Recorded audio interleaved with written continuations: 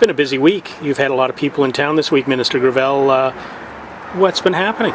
Early this week, we were very proud to host a summit with the Anishinabek Nation, the Union of Ontario Indians, which is a 39-member community all across the province, with a number of representatives here of First Nations in northwestern Ontario, Fort William First Nation, Lake Helen First Nation, and a number of others, Long Lake 58 First Nation, headed up by Grand Chief Patrick Madabi. Premier Wynne was here, following up on the political accord that she signed earlier this week with Regional Chief Isidore Day, a political accord that commits us to work in close partnership with First Nations all across the province and to continue to grow in the opportunities that we have to build that relationship. So we followed that with this summit, with myself as one of the representatives there, with Premier Wynne, 7 other cabinet ministers, highlighting a number of key issues that are important in all the communities represented by the Anishinabek Nation. That included issues related to economic sustainability,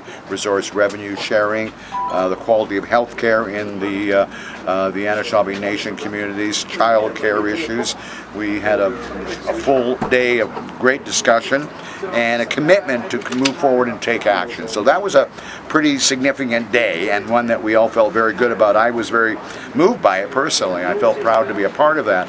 And then earlier today, I was part of a very exciting ceremony where 20 First Nation chiefs in northwestern Ontario signed a Memorandum of Understanding with the 2 electricity transmission companies, Fortis Ontario and Renewable Energy Services, RES Canada, to actually construct a major construction line that will ultimately take 16 First Nation communities off diesel generation.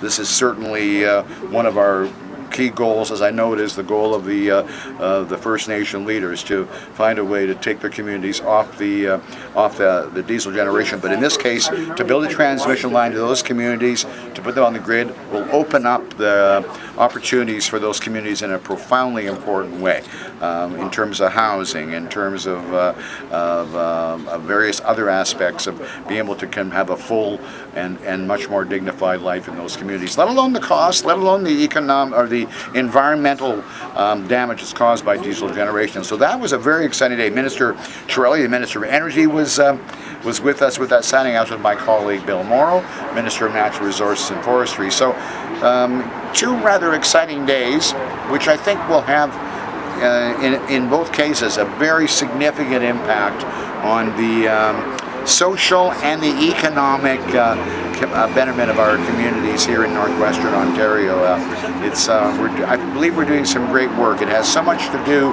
with the commitment that Premier Wynne has made to have us all being treated equally, with equal value, recognizing that we've got a tremendous amount of work that needs to be done in our First Nations, particularly the remote First Nations. So, it's been a very exciting last couple of days. How does it all fly over to everyone's big topic, of course, the Ring of Fire? Yes. How does it fit there? It was interesting, actually, because part of the benefits I think we could see from the success of the agreement that was signed today, the MOU with the First Nations in the northwestern part of the province, is it could also serve as a very real power supply for the Ring of Fire. It'll bring us closer to a connection to which is going to be needed when we are able to move the project forward and have industry come forward with the benefits that we know that will come from the project. We are continuing to work really closely with the Matawa First Nations on the regional framework agreement that's put in place to indeed ensure that the communities that are most directly going to be affected by the mineral development of the Ring of Fire are going to see resource revenue sharing, are going to be seeing infrastructure improvements to their communities. These are all parts of the agreement that needs to be put in place. We're also working with a number of companies who are continuing to show significant interest in the Ring of Fire. It's all important to work it all together. That's why even this morning's major signing of the Memorandum of Understanding and the potential to build those transmission lines up to those First Nations can have a very direct impact on the actual project moving forward, the Ring of Fire. So we're excited about that. Minister Gravelle, thank you very much. It's been a pleasure.